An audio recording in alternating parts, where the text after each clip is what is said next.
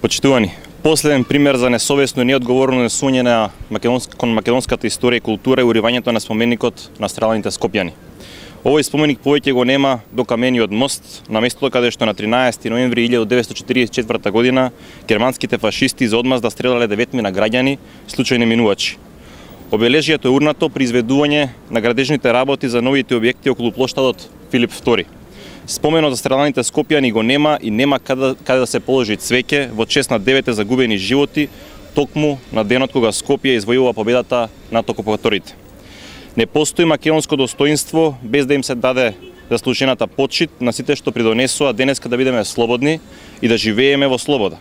За нивните дела и она што го направија за нас не само во Скопје, туку и во цела Македонија.